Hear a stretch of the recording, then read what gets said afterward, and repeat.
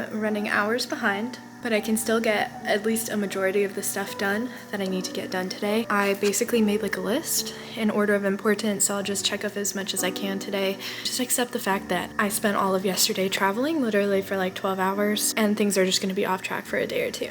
So I'm just gonna get done what I need to get done. Stuff that involves going to stores that close, obviously. I'm a night owl, but there are things I can't do later, so I'm doing those first. And then I'll just do as much as I can. Yeah, A for effort. Also, my car charger for my phone doesn't work anymore for some reason, and so I'm bringing my computer for the sole purpose that I am charging my phone from it, because I don't have a USB port charger to put into my car other than the one that I have in there that's broken. So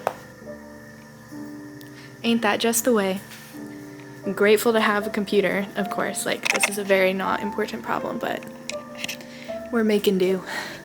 One thing that I feel like gets misunderstood a lot about chronic illness is that, like, it's chronic, which means that I am feeling sick and uncomfortable and fatigued and pained, whether it's your birthday or my birthday, whether I'm in Hawaii in a beautiful place, or if I'm in the middle of nowhere and it's cold. Like, I am regularly in pain, and like that doesn't change whether I'm on vacation or off vacation unless it's cold. So I was just in Illinois and Tennessee and it was cold, which helps a lot with my symptoms. If it's cold, I may be uncomfortable just like you are uncomfortable in the cold, but my joints don't hurt the same. I'm less fatigued. I don't feel like I have a continual flu all the time. I can think better. All of the depression that you feel from being in the cold, I feel from being in pain all the time. So while snow might be obnoxious to you, it's a sign to me that it's cold enough outside today that I'm not gonna feel sick, or not as sick at least. And so I think like the hard thing is, like, you know, you come back from this vacation and everyone's like, which I'm aware is such a privileged thing, like I'm so grateful to be able to go on vacations, but it's like you come back and everyone's like, oh my gosh, like you must be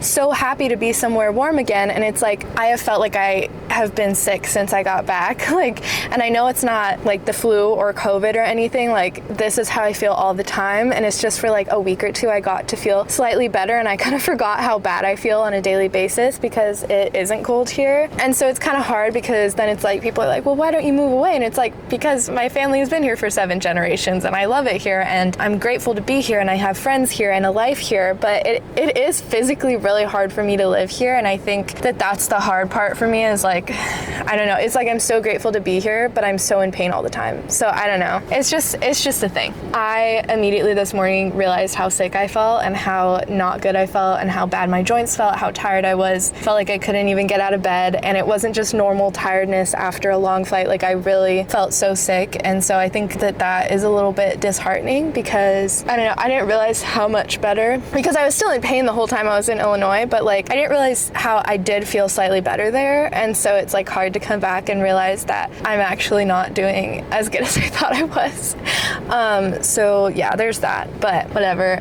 I am on my way to the store. I'm starting a new 21-day challenge tomorrow, which is going to be all about taking care of my physical body, so things like nutrition. And I'm not going to get into exercise yet, because obviously I have all these health problems, and I'd like to set a strong foundation with nutrition first, and then my next 21-day challenge will be more fitness related, which might be very limited because all of my symptoms get worse with exercise. So yeah, that's going to be kind of a trial and error type of thing, but first I want to start with some good nutrition and make sure I have some form of physical self-care down to help my muscles and joints more, and then hopefully from there I'll have more capacity to do better at like more of the fitness one I'm trying to go for next month. But yeah, wish me luck. I have a lot of stops to make. It's 84 degrees, so if I get stuck in traffic, all of my groceries might go bad. I have a cooler bag, but I'm still nervous, so hopefully I get everything done in time. And I'm also making a big trek to the North Shore because it has the only coffee shop that I like the coffee from. And then also 4 big treks. I almost forgot my sunglasses, which would have been a mess. My eyes are super sensitive to light, but I remembered at the last minute, so we're gonna be okay. All right, wish me luck, love you, bye. Hi guys, thanks for coming back for part 2 of Ethan and I's love story. I'll get into that shortly, but I just want to give a disclaimer that you don't need to be in a relationship at this stage of your life to be worthy of storytelling. Singleness is just as beautiful as dating or marriage. It's just beautiful in a different way. Now comes the tea. So Ethan was about to come home for a summer break one year in college. So I tried to be that girl and go to the healthy food store for some of the things that I needed. Unfortunately, however, they did not have the 3 ingredients I was looking for from them, which was avocado, arugula, and chickpeas.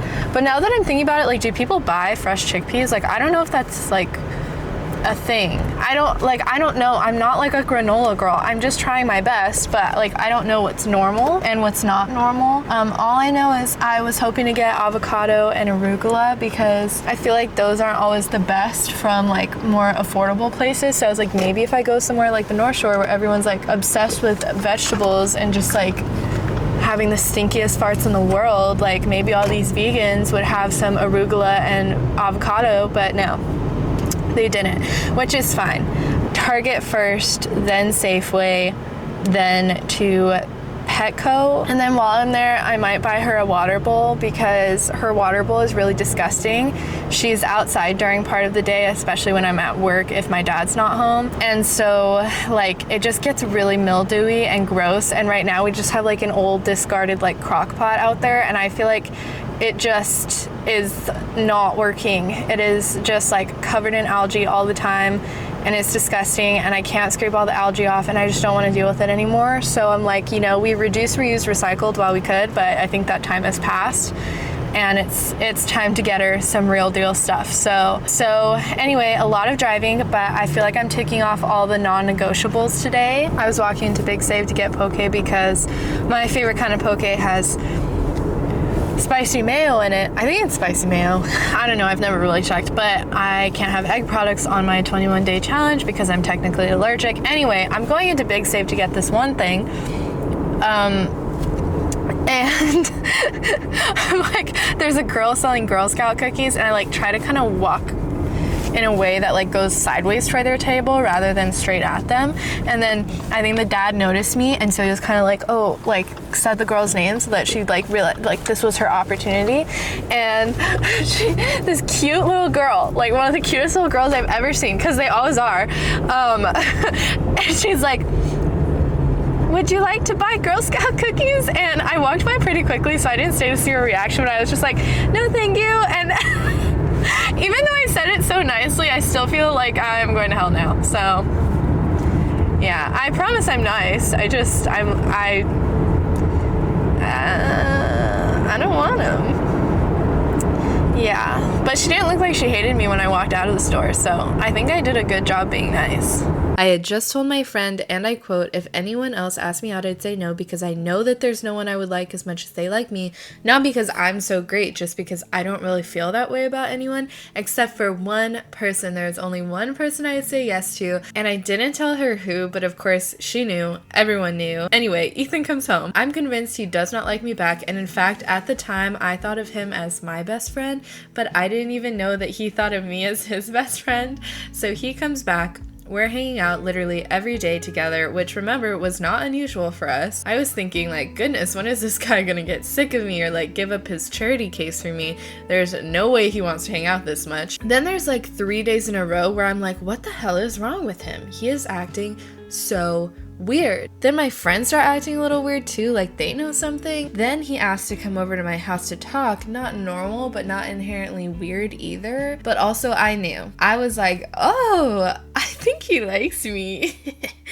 So he comes over, I'm acting nonchalant even though I'm feeling pretty sexy because this idiot might actually like me. And then he tells me some stuff that honestly I don't fully remember because it's a blur to have your hopes not get crushed. He tells me something about how he really likes me and he thinks I'm great or something like that, and that he wants to be more than friends or something. I don't know. I don't really remember, but he tells me that he's nervous, he's not sure if the timing is right, and he's really scared to mess us up. And I, with a riz I have never known I possessed, said, it's okay if you're not ready to love me. I can wait. We agree, to go our separate ways and pray about it. Now it's the next day, he comes over to talk again and he asks me to be his girlfriend. Then we tell all our friends as we see them. There's lots of screaming and giggling and girly moments, some hesitation from some friends who were worried we'd break up and ruin the friend group, which is fair, and it's great. And then from there, our relationship is launched into what I can only describe as going through class 6 rapids emotionally, because it turns out when you're already best friends with someone and know a lot about each other, things just get crazy really fast. Sometimes you just kind of skip the honeymoon phase because you already know each other, and so all that's left to find is the stuff that's really hard to deal with. But we're now 8 years into friendship, 5 of which we've been dating for, and it just seems like every year it gets better and better and shorter. Feels like more with every day. There's never enough time for us to be together. I don't think about our love story often until someone asks, not because I don't care and not even just because I want to seem nonchalant, but because our love story is still happening, because our love story is facing forward toward the now and the future. It never gets old, and it has its ups and downs for sure, but there's no one I'd rather do it all with, and that is our love story, or at least how we started dating.